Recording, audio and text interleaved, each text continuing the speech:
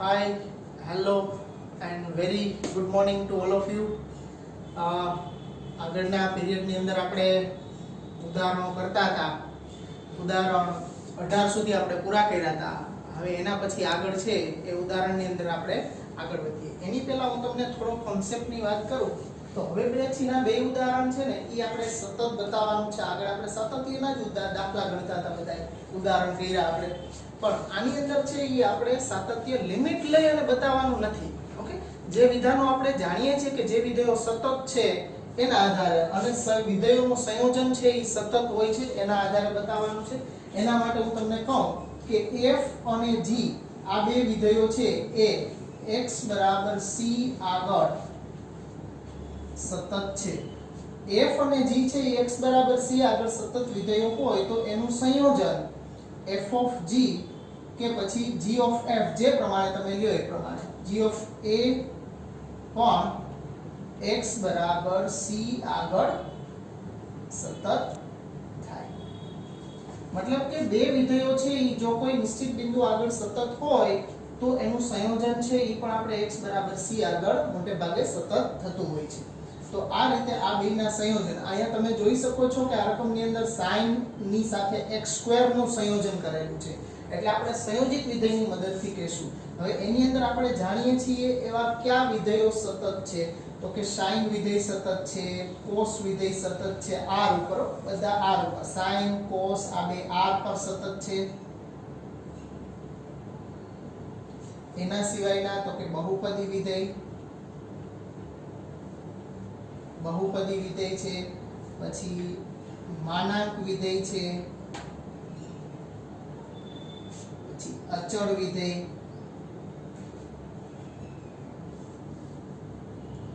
તદેવ વિધેય. તો આ બધા એવા વિધેયો છે કે જે હંમેશા r પર સતત હોય છે. તો આ વિધેયો જે r પર સતત હોય છે એ અને સંયોજિત વિધેય છે એના સાતત્યનો બેયનો ઉપયોગ કરશું અને એની મદદથી આ વિધેય આખું સતત છે એવું આપણે કહેશું. હવે એના પછીની અંદર પણ આપણે સંયોજિત વિધેયનો જ ઉપયોગ કરવાનો છે, પણ એમાં એક કરતા વધારે વિધેયો છે એ તમે સરવાળામાં જોઈ શકો છો, એનોય પાછો માનાંક છે એની અંદર. તો એની અંદર આપણે જોયું કે f અને g એ x બરાબર c આગળ સતત હોય તો f plus g, f minus g, f into g અને f divided by g આ બધાય છે એ પણ x બરાબર c આગળ સતત થાય. ઓકે, આયા એક આપણે ધ્યાનમાં લેવાનું, આ કેસમાં g of c is not equal to 0 હોવું જોઈએ. એટલે અહીંયા આપણે આ સતત વિધેયોનું બીજગણિત છે. શું છે તો કે સતત વિધેયોનું બીજગણિત છે.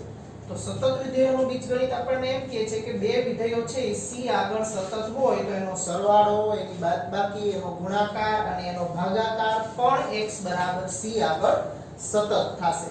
ઓકે, એટલે આનો ઉપયોગ છે આપણે આની અંદર કરશું અને આનો પણ એની અંદર ઉપયોગ થશે, મતલબ બેયનો ઉપયોગથી ઉદાહરણ 20 કરશું. આની અંદર આપણે ક્યાંય લિમિટ લઈને લક્ષ મેળવવાનું નથી. આની અંદર આપણે આનો અને આની ઉપયોગની મદદથી આ બે ઉદાહરણ કરશું. જોઈએ આપણે એટલે તમને ખ્યાલ આવે કે કઈ રીતે આપણે કરવાના છે.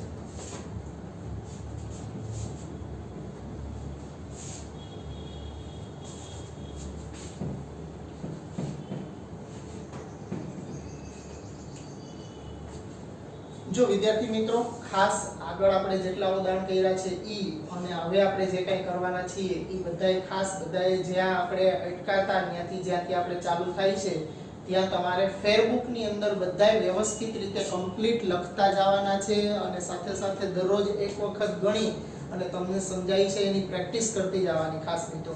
અને કદાચ બાય ચાન્સ ચાલો કે ન સમજાવો તો ફરી પાછો વિડિયો જોઈ અને એની અંદર સમજવાનું, તેમ છતાંય કદાચ ન સમજાણું તો છે એ મને પર્સનલી પણ તમે પૂછી શકશો. ઓકે, ચાલો આગળ આપણે ઉદાહરણ 19 ની અંદર f of x બરાબર sin of x² છે એ સતત વિધેય છે એમ બતાવવાનું છે. અહીંયા જોઈ શકાય છે કે sin અને x² નું સંયોજન છે. તો તમારે અહીંયા f of g કરવું હોય તમારે તો બહારના વિધેયને f કહેવાનું, અંદરના વિધેયને g કહેવાનું, અથવા તમારે g of f કરવું હોય તો આને f કહેવાનું, આને g કહેવાનું, કોઈ પણ તમે કહી શકો છો. ધારો કે f of x બરાબર sin x અને g of x બરાબર x² છે. આ બેને આપણે f of x અને g of x તરીકે આપણે ધારી લઈએ છીએ. આને આપણે h of x લઈએ. h of x તરીકે sin x અને g of x તરીકે x² લઈએ. હવે બેયનું સંયોજન ઈ આપણું f of x થશે. તો એની પહેલા આપણે કહી દઈએ કે h of x બરાબર sin x એ r પર સતત છે. ઈ જ રીતે તથા g of x બરાબર x² એ પણ r પર સતત છે. આ બહુપદી વિધેય છે એટલે r ઉપર સતત, મતલબ બે r ઉપર સતત છે તો બેયનું સંયોજન h નું g સાથે સંયોજન લઈ તો એ f of x થાય. તેથી f of x બરાબર h of g of x બરાબર h of g of x એટલે h of g of x બરાબર h of g of x છે x² અને એના ઉપર h લગાડીએ એટલે h માં જ્યાં x આવે છે ત્યાં આપણે x² મૂકી દેવાનો એટલે આ થઈ ગયું sin x² એ પણ r પર સતત છે. આ કોના આધારે? તો કે વિધેયોના સંયોજનના આધારે લખી શકીએ કે વિધેય છે એ r ઉપર સતત છે. આ sin વિધેય છે તો sin વિધેયનો આલેખ છે એ સળંગ દોરી શકાતો હોય છે આખા r ઉપર, એટલા માટે sin વિધેય સતત છે. અને x² છે એ બહુપદી વિધેય છે એટલા માટે r ઉપર સતત છે. એટલે આ બેયનું આપણે સીધું જ વિધાન લખવાનું છે. અહીંયા કોઈ આપણે લિમિટ લઈને કે નથી કરવાનું. અહીં સંયોજિત વિધેયના સાતત્યની વાત થાય છે. એટલે આ જ રીતે જે વિધેયો એવા કેટલાક છે કે જે આખા r ઉપર સતત હોય છે એવા વિધેયો માટે આપણે એના સીધા જ વિધાનો કરી અને એનું બેયનું સંયોજનની મદદથી આપણે r ઉપર સતત છે એવું બતાવવાનું છે. એટલે એકદમ સિમ્પલ છે. બે વિધેય તમે જે ધાર્યા છે ઈ બે વિધેયમાં બે વિધેય છે ઈ સતત છે તો એનું સંયોજન પણ સતત છે. એકદમ સિમ્પલ રીતે આવું બતાવવાનું છે તમારે.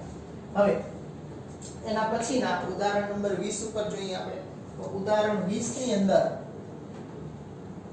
આયા f of x બરાબર 1 - x + mod x અને એનોય પાછો માનાંક છે. આ આપણે સતત વિધેય છે એવું આપણે બતાવવાનું છે. તો એના માટે આ બે વિધેયને આપણે પહેલા છૂટા પાડી દઈએ. માનાંક વિધેય અને 1 - x જે બહુપદી વિધેય બે સરવાળામાં છે એને આપણે ધારી લઈએ. ધારો કે g of x બરાબર 1 - x અને h of x બરાબર mod x છે. g of x બરાબર 1 - x એ બહુપદી વિધેય હોવાથી r પર સતત છે. ઓકે, 1 - x છે એ સુરેખ બહુપદી છે એટલે સુરેખ બહુપદી વિધેય r ઉપર સતત હોય એટલે એ r ઉપર સતત છે એવું આપણે લખ્યું. હવે h of x માટે લખીએ કે તથા h of x બરાબર mod x એ માનાંક વિધેય હોવાથી r પર સતત છે. ઓકે, માનાંક વિધેય પણ આપણે આ ઉદાહરણની અંદર કરી ગયા છે. આખા r ઉપર આપણે માનાંક mod x છે એ સતત છે એવું આપણે બતાવ્યું છે. ઓકે, તો 1 - x બહુપદી વિધેય છે એટલે r ઉપર સતત બતાવ્યું અને h of x બરાબર mod x છે એ માનાંક વિધેય છે એટલે r ઉપર સતત છે. આવા બે વિધાનો આપણે કર્યા. હવે ઈ બે સતત છે એનો સરવાળો છે. તો બેયનો સરવાળો મતલબ આપણે સતત વિધેયોના બીજગણિતનો ઉપયોગ કરવાનો કે બે સતત વિધેયનો સરવાળો પણ સતત થાય એનો ઉપયોગ કરશું. તેથી એને આપણે p of x વડે દર્શાવી દઈએ. p of x બરાબર g of x plus h of x. g of x છે 1 - x plus h of x છે mod x. તો આ આપણું થઈ ગયું p of x A r પર સતત છે. એના કારણ તરીકે આપણે લખવું હોય તો સતત વિધેયોનું બીજગણિત. સતત વિધેયોના બીજગણિતના આધારે આપણે કહી શકીએ કે બે સતત વિધેયનો સરવાળો પણ સતત થશે. ઓકે, તો હવે બાકીમાં શું રહ્યું છે? તો કે બાકીમાં આ બેયનો સરવાળો થઈ ગયો છે. હજી આ 12 નો માનાંક છે એ હજુ બાકી છે. તો 12 નો માનાંક છે એ આપણે લેવા માટે માનાંક વિધેય સાથે જ સંયોજન લેવું પડે. તો કે આ આખાને માનાંક કરવો છે તો p of x નું h of x સાથેનું સંયોજન, એટલે કે p of x ઉપર h of x લગાડવાનું આપણે. હવે ઈ આપણું f of x થશે. f of x બરાબર h of p of x બરાબર h of p of કાઢી નાખીએ આપણે. h of p of x બરાબર h of p of x શું છે આપણું? તો કે આ મૂકી દઈએ તો કે 1 - x plus mod x, અને એના ઉપર h વિધેય લગાડવાનું. એટલે કે h વિધેય માં લગાડવાનું શું કરવાનું? તો કે h ની અંદર જે x છે એનો સામે માનાંક થઈ જાય. એટલે અહીંયા h ની અંદર આખું પદ છે એનો માનાંક થઈ જશે. તો આ mod of 1 - x plus mod x અને એનો આખાનો mod. તો આ આપણું f of x થઈ ગયું છે. એ પણ r પર સતત છે. ઓકે, કારણ કે માનાંક વિધેય સાથે સંયોજન લઈ તો એ પણ સતત છે. તો આ પ્રમાણે આપણે આખું બે વિધેયનો સરવાળો અને પછી પાછો માનાંક છે એટલા માટે આપણે g of x બરાબર 1 - x અને h of x બરાબર mod x લઈ અને પછી બે સતત છે એવું કીધું r ઉપર, અને પછી બેનો સરવાળો કર્યો. અહીં સરવાળો હતો એટલે સરવાળો કર્યો. સરવાળો કરી અને ઈ પણ r ઉપર સતત થશે સતત વિધેયોના બીજગણિતના આધારે. અને પછી હવે પાછો એનો માનાંક કરવો છે એટલે મેં h નું p સાથેનું સંયોજન, કારણ કે p ઉપર h લાગશે ત્યારે આપણે 12 નો માનાંક દાખલ કરી શકશું. એટલે 12 નો માનાંક દાખલ કરવા માટે આપણે h of p of x લીધું અને એનો માનાંક દાખલ કર્યો એટલે ઈ પણ r ઉપર સતત છે. ઓકે, તો આ રીતે આપણા બે ઉદાહરણ છે, તમે નોટ કરી લેજો.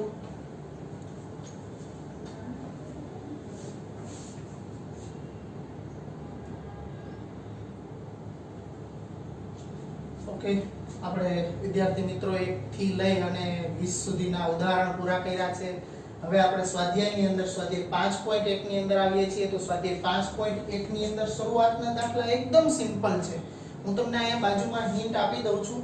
એકદમ તમે હાવ આરામથી કરી શકો એવા છે. એટલે આ તમને હોમવર્કમાં આવશે. આ ગણેલા હું બધા નહીં ગણું, પણ તેમ છતાં તમને બધાની હિન્ટ આપી દઈશ અહીંયા. ઓકે, એટલે 1 by 1 છે એ વ્યવસ્થિત કેરફુલી તમે અહીંયા જોઈ લો કે જેથી કરીને આપણે લખતા હતા ઉદાહરણમાં એવી જ રીતે લખવાનું છે, કાંઈ નવીનતમ છે નહીં આની અંદર. ઓકે, તો પહેલો આપણો દાખલો છે સ્વાધ્યાય 5.1 નો પહેલો દાખલો. સાબિત કરો કે વિધેય f of x બરાબર 5x - 3.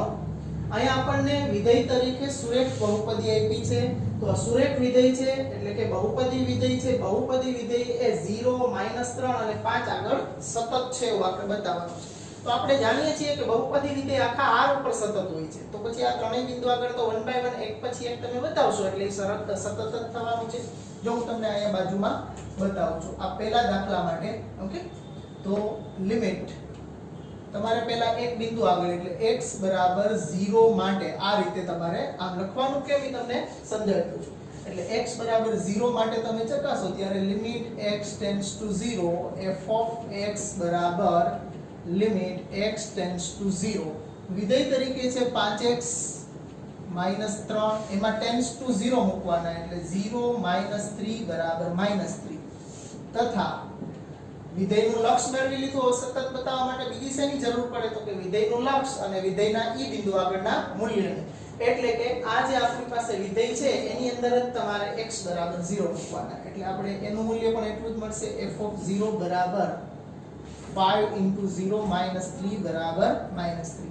તો આ બેયના મૂલ્ય આપણને સરખા મળ્યા. વિધેયનું લક્ષ અને વિધેયનું 0 આગળનું મૂલ્ય બે સમાન છે.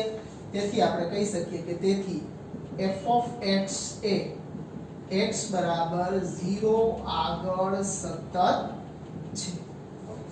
આપણે એક માટે કરી દીધું છે. હવે તમારે કેના માટે કરવાનું છે? તો કે x બરાબર બીજું કયું બિંદુ છે? તો કે -3. x બરાબર -3 માટે તમારે કરવાનું છે. તો x બરાબર -3 જ સ્ટેપ તમારે આ રીતે કરવાના છે. તો બીજા સ્ટેપમાં -3 એટલે લિમિટ x ટેન્ડ્સ ટુ -3 લેવાની. ટેન્ડ્સ ટુ -3 મૂકીને જે મૂલ્ય આવે એમાં ને એમાં પાછું તમારે -3 મૂકવાનું એટલે બે સરખા જ આવશે. ઓકે, એટલે આમાં પણ સતત થશે. અને પછી ઈ જ રીતે x બરાબર 5 માટે x બરાબર 5 માટે બતાવો ત્યારે લિમિટ x ટેન્ડ્સ ટુ 5 લેવાની. આયા પણ x ટેન્ડ્સ ટુ 5 લેવાના. પછી ટેન્ડ્સ ટુ 5 આની અંદર મૂકશો એટલે એનું જે કંઈ પણ મૂલ્ય તમને મળે એ પ્રમાણે આમાં વિધેયની અંદર પાછા 5 મૂકીને ઈ મેળવવાનું. તો ઈ તમને સરખા જ મળશે બધાની અંદર. ઓકે, આમાં તો આ છે એ બે તમારે આ રીતે લખાણ આ રીતે કરવાનું છે. એના માટે આ બેનો ઉપયોગ છે x બરાબર -3 માટે અને x બરાબર 5 માટે. એટલે આપણે એક જ વિધેયનું સાતત્ય આપણે જુદા જુદા 3 બિંદુઓ આગળ ચેક કર્યું. અને બહુપદી વિધેય છે તો 3 બિંદુ આગળ સતત જ મળવાનું છે આપણને, કારણ કે બહુપદી વિધેય છે એ આખા r ઉપર સતત છે. ચાલો હવે એના પછીનું બીજું ઉદાહરણ જોઈએ આપણે. બીજો દાખલો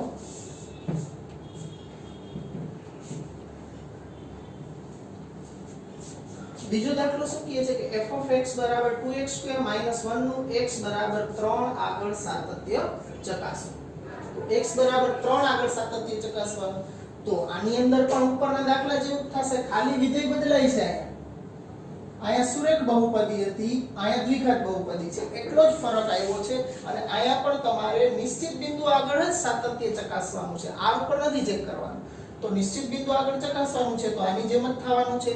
એટલે કે તમારે લિમિટ x ટેન્ડ્સ ટુ કેટલી લેવાની? તો કે 3 f(x) ની જગ્યાએ 2x² - 1 અને પછી એમાં ટેન્ડ્સ ટુ 3 મૂકી દેવાના. એટલે આપણને એનું લક્ષ મળશે. અને પછી x બરાબર 3 વિધેયમાં મૂકી દેવાના એટલે એનું મૂલ્ય મળશે. તો વિધેયનું લક્ષ ને વિધેયનું મૂલ્ય બે સરખા જ મળશે આપણને. મતલબ x બરાબર 3 આગળ ઈ પણ સતત થશે, ઈ પણ બહુપદી વિધેય છે. તો આ પણ તમે આરામથી કરી શકશો. ઓકે, હવે એના પછીનો ત્રીજો દાખલો છે કે નીચે આપેલ વિધેયોના સાતત્ય ચકાસો. તો આના સાતત્ય ચકાસવાના છે. પણ અહીંયા આપણને આ પહેલા બે દાખલા હતા એની અંદર શું કીધું હતું? નિશ્ચિત બિંદુ આગળના સાતત્યની વાત થઈ હતી. પણ અહીંયા આપણને નિશ્ચિત બિંદુ આગળના સાતત્યની વાત નથી થઈ. ક્યાં ચકાસવાનું એ નથી કીધું. મતલબ r ઉપર આપણે ચેક કરવાનું છે. તો આ ચારે ચાર દાખલાઓ આપ્યા છે. દાખલા નંબર 3 ની અંદર a b c b ચારેય આપ્યા છે. આ ચારેયનું સાતત્ય આપણે r ઉપર ચકાસવાનું છે. તો હું આમાંથી બે નું સાતત્ય ચકાસીશ. ઓકે, એક c અને એક d. આ બે માટે તમને હિન્ટ આપી દઈશ. ઓકે, તો પહેલા તો બહુપદી છે અને આ છે એ સમય વિધેય છે. એમાં x - 5 જે x ≠ = 5 છે. આવા બે પ્રકારના આપણે કર્યા છે અગાઉ દાખલા.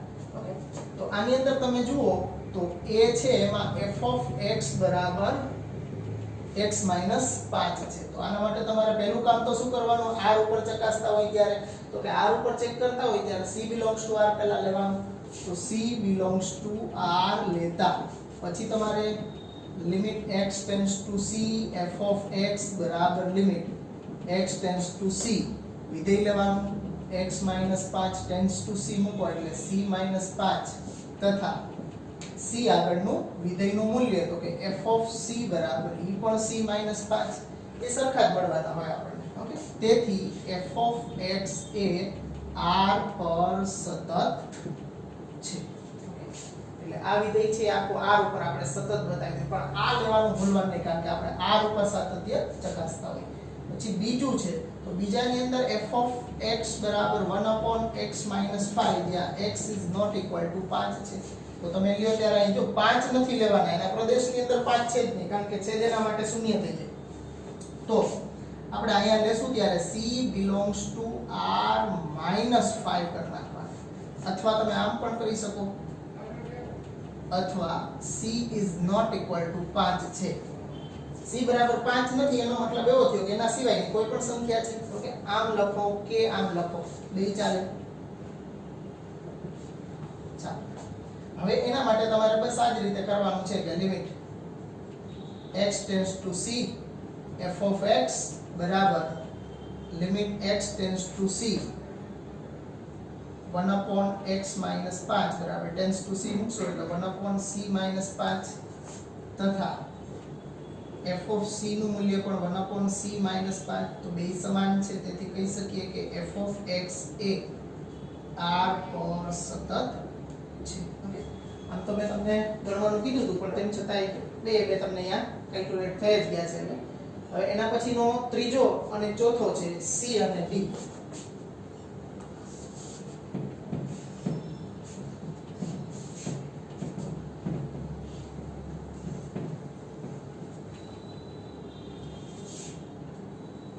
સી ની અંદર તમે જોઈ શકો છો કે એ એક સમય વિધેય છે આપણી સામે કે f of x બરાબર x² માઈનસ 25 ના છેદમાં x પ્લસ 5 અને x is not equal to minus 5 આપણને આપ્યું છે.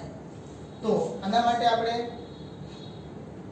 થોડુંક સાદું રૂપ પહેલેથી આપી દો અથવા તો પછી આપશો, બે વખતે ચાલશે કે f of x બરાબર આના અવયવ પાડી નાખું તો x માઈનસ 5 અને x પ્લસ 5 ના છેદમાં x પ્લસ 5. તો આ x પ્લસ 5 કેન્સલ થઈ જશે. f of x બરાબર એક્ચ્યુઅલી x માઈનસ 5 વધશે. પણ 5 તેમ છતાંય આપણે લઈ શકીએ નહીં, કારણ કે રકમમાં આપણને x પ્લસ 5 ઓલરેડી છેદમાં આપેલું જ છે કે આ છેદમાં તો જ રહી શકે કે જો x બરાબર માઈનસ 5 ન હોય, કારણ કે નહીં તો છેદ શૂન્ય થઈ જાય એટલે આપણે 5 તો ન લઈ શકીએ. એટલે હવે આપણે દાખલો ગણવા માટે c belongs to r minus 5 minus 5 નથી લેવાના, minus 5 લેતા limit x tends to c. તો લિમિટ અહીંયા c જ લેવાની છે, ક્યાંય અસમતામાં વિધેય નથી વ્યાખ્યાયિત એટલે c 5 કે -5 કે પોઝિટિવ અહીંયા નિશ્ચિત બિંદુ નથી લેવાનું. તમે વ્યાપક સ્વરૂપમાં ચેક કરો છો એટલે અહીંયા લિમિટ tends to c જ લેવાની છે તમારે. Limit x tends to c f of x બરાબર limit x tends to c f of x તરીકે આપણે અહીંયા આનો જ સીધો ઉપયોગ કરી નાખશું. આપણે x - 5 અહીંયા આપણે છેદને બધું ઉડાડી દીધું છે તો tends to c મૂકશું એટલે c - 5 તથા f of c બરાબર પણ c - 5 બે સમાન મળ્યા, તેથી કહી શકીએ કે f of x એ ક્યાં સતત થાય તો કે r - -5 પર સતત છે. જે આપણે અહીંયા લીધું હોય એના ઉપર જ આપણે સતત એની વાત થતી હોય એટલે f of x છે r - -5 પર સતત છે. ઓકે, હવે એના પછીનું d છે તો d ની અંદર હવે માનાંક વિધેય આવે છે. તો માનાંક વિધેય આપણને ખ્યાલ છે મિત્રો કે અસમતામાં વ્યાખ્યાયિત થાય. અસમતામાં વ્યાખ્યાયિત જે વિધેય થતું હોય એના માટે આપણે ત્રણ વિકલ્પ લેવા પડશે. જોઈએ આપણે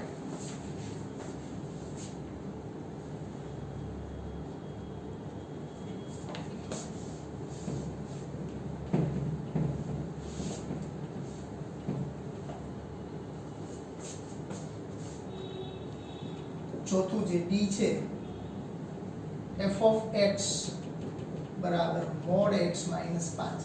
હવે માનાંક વિધેયને આપણે વ્યાખ્યાયિત કરીએ એટલે આ પ્રમાણે વ્યાખ્યાયિત થશે f of x બરાબર x. આનું બીજ શું છે તો કે x minus 5 છે ઈ x બરાબર કેટલા હોય ત્યારે શૂન્ય થાય તો કે x બરાબર 5 હોય ત્યારે, એટલે આનું બીજ 5 થયું.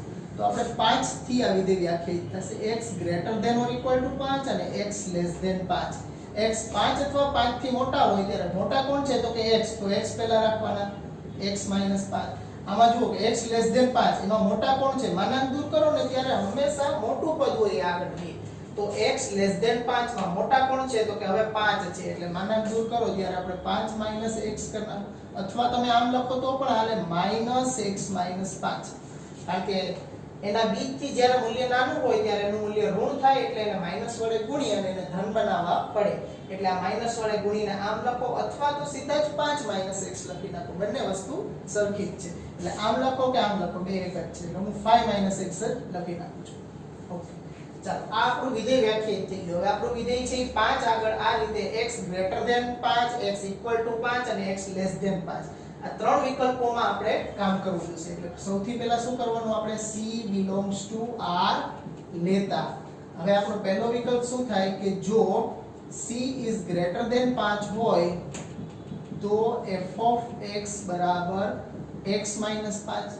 હવે આગળ કહ્યું છે એ પ્રમાણે આપણે આમાંના વિધિ માટે પણ કરવાનું, એટલે કે લિમિટ x tends to અહીં જો c લેવાની છે આપણે greater than 5 થી મોટી દરેક કિંમત માટે આપણે ચેક કરીએ છીએ એટલે અહીંયા લિમિટ c લેવાની છે. જ્યારે 5 આગળ કરતા હઈશું ત્યારે નેગેટિવ પોઝિટિવ ને બધું લિમિટ લેશું આપણે. f of x બરાબર limit x tends to c વિધેય છે x - 5 એમાં લિમિટ મૂકશું એટલે c - 5 તથા f of c બરાબર પણ c - 5 જ થશે.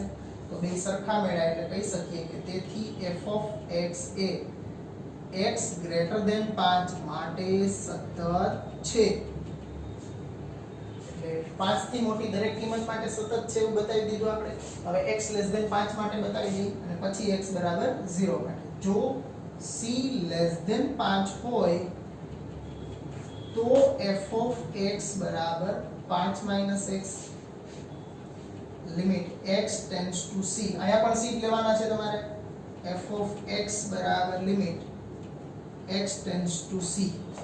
વિધેય છે આપણું 5 minus x tends two c મૂકશું એટલે 5 minus c તથા એમાં ને એમાં આપણે c મૂકીએ વિધેયમાં તો f of c બરાબર 5 minus c. તો અહીંયા પણ આપણને બે સરખા છે એટલે આપણે કહી શકીએ કે f of x એ x લેસ ધેન 5 માટે સતત છે. એટલે આ બે વિકલ્પની અંદર આપણે બતાવી દીધું. 5 થી મોટી કિંમતો માટે, 5 થી નાની કિંમતો માટે સતત થયું. હવે કોનો વારો આવ્યો તો કે x બરાબર 5, એટલે કે હવે નિશ્ચિત બિંદુ છે. આ બે વિકલ્પની અંદર વ્યાપક સ્વરૂપમાં 5 થી બધી જ મોટી કિંમત માટે વાત થતી હતી, અહીંયા 5 થી બધી જ નાની કિંમત માટે વાત થાય છે. હવે x 5 માટે વાત થાય કે જ્યાં વિધેય આપણને જે બિંદુ આગળ વ્યાખ્યાયિત થયેલું છે. તો હવે x બરાબર 5 આગળનું સાતત્ય ચકાસીએ. હવે x બરાબર અથવા c બરાબર પણ લખી શકો, c બરાબર 5 આગળ ચકાસીએ. તો હવે પર્ટિક્યુલર નિશ્ચિત બિંદુ છે અને વિધેય અસમતામાં વ્યાખ્યાયિત થયેલું છે, એટલા માટે આપણે નેગેટિવ પોઝિટિવ લિમિટ લેવાની અને લિમિટ પણ નિશ્ચિત લેવાની. Limit x tends to 5 negative f of x બરાબર limit x tends to 5 negative. 5 negative માં એટલે કે x લેસ ધેન 5 એમાં વિધેય છે 5 minus x એટલે આપણે આને લેશું 5 minus x ટેન્ડ્સ ટુ 5 મૂકશું એટલે 5 minus 5 બરાબર 0 તથા એટલે આ આપણે ડાબી બાજુનું લક્ષ મેળવવું હોય, જમણી બાજુનું લક્ષ limit x tends to 5 positive f of x બરાબર limit x tends to 5 positive. Positive એટલે x greater than 5, greater than એટલે ગ્રેટર ધેન માં છે x 5 વ્યાખ્યાયિત થયેલું એટલે અહીં વિધેય લેશું x 5 ટેન્ડ્સ ટુ 5 મૂકીએ એટલે 5 5 બરાબર 0. એટલે જમણી બાજુનું લક્ષ પણ આપણને શૂન્ય મળ્યું છે.